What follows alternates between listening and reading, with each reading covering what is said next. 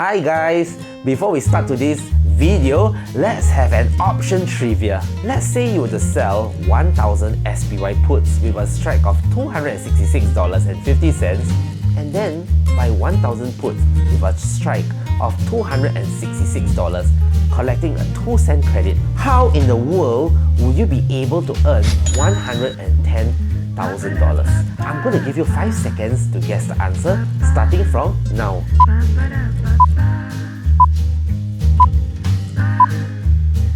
So how?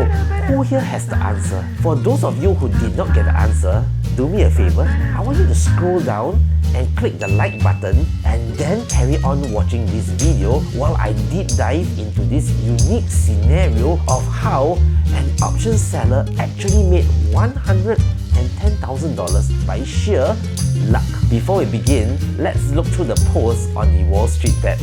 So the original poster begins by saying that he sold the $266.50 put and subsequently bought the $266 put for a credit of 2 cents. In fact, he sold 1,000 of these credit spreads. He went to sleep and woke up the next morning to find his account up by about $140,000. He initially thought that it was a glitch, but when he looked at his portfolio, he found out that 863 of the 1000 put contracts sold were actually assigned. To put this into context, one option contract controls 100 SPY shares. Therefore, 863 put contracts will control 86,300 shares of the SPY, which is worth around $23 million.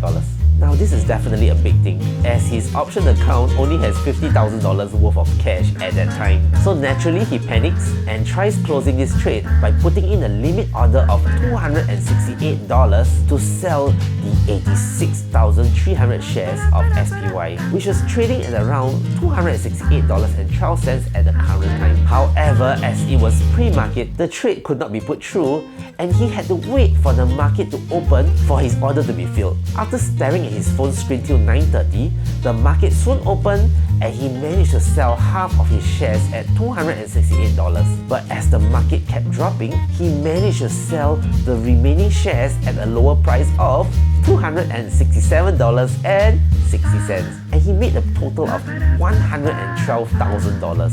This is definitely quite remarkable, as the maximum profit for selling 1000 put spreads at the credit of 2 cents should have been $2,000.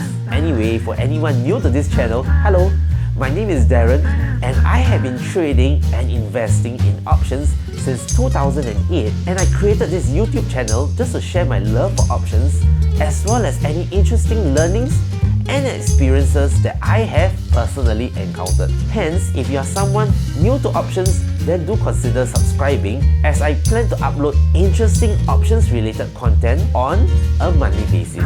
And do me another favor, turn the notification button on so that you will never miss another video.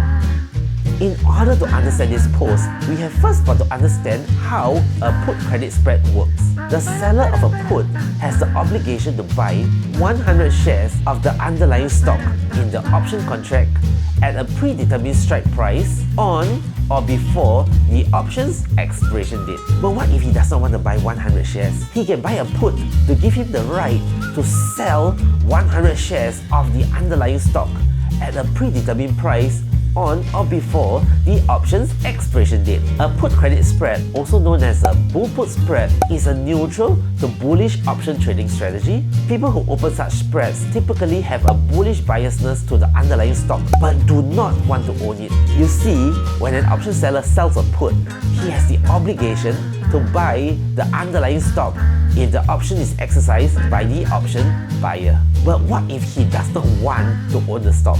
That is where the buying of the put comes in. When he buys a put to create a spread, the maximum that he can ever lose, in theory of course, is the difference between the strike of the contracts multiplied by the number of contracts sold. But as this scenario shows, there might be times when this scenario does not happen. Put credit spreads are often touted online to be a more relaxed way of trading, and that is true. Not much active monitoring is required. As long as the stock stays above the strike of the put contract that you have sold, the credit that you have collected beforehand is yours to keep. But if the stock is below the sold strike at the option expiration date, you will have the obligation to buy the stock at the option strike price, and the bought put option will come in as protection to cap your losses.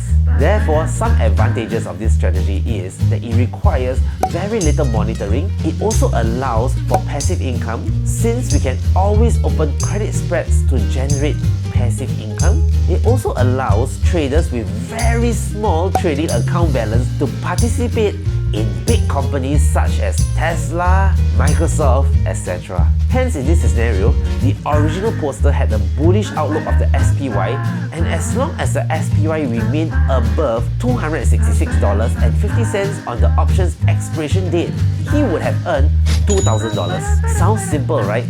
Not really. You see, complications arise when the spreads approach the option's expiration date.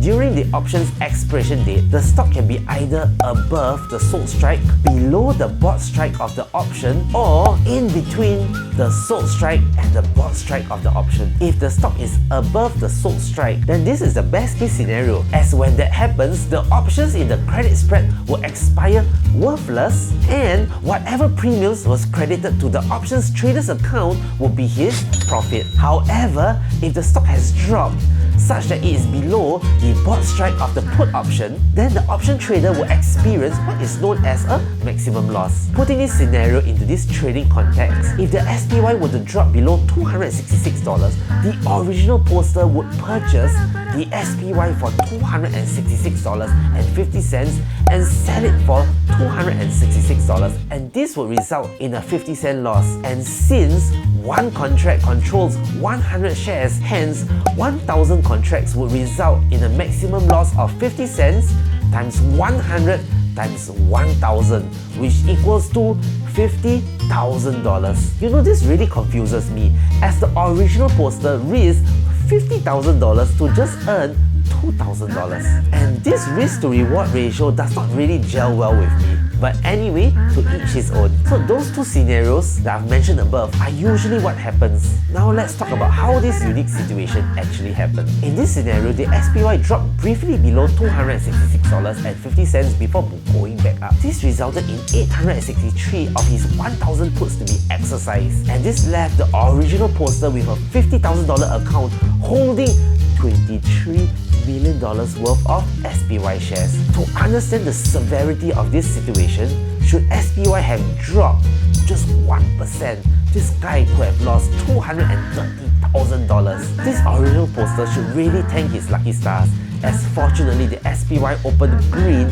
the next trading day, and after closing his positions, his account was up $110,000. Hence, just like that, his account went up by 200%. Of course, not everyone can be as lucky as the original poster, so here are 3 ways to avoid facing this situation. The first and most obvious way is to always close your spreads before expiration. The second way is to place a contingent order. This is a method that I would always recommend. The best way will be to place a contingent order to close the spreads should the underlying stock touch the sold strike of the put. So doing so will take risk off the table, and you can then sell another put credit spread at a lower strike to offset any losses that you might have made closing the spread. The good thing about this strategy is, if the stock were not to hit the sold strikes, then time decay will ensure that you get to keep the bulk of the options premium. In fact, what I like to do is to create a one cancel others contingent order. In this order, I will either close the spread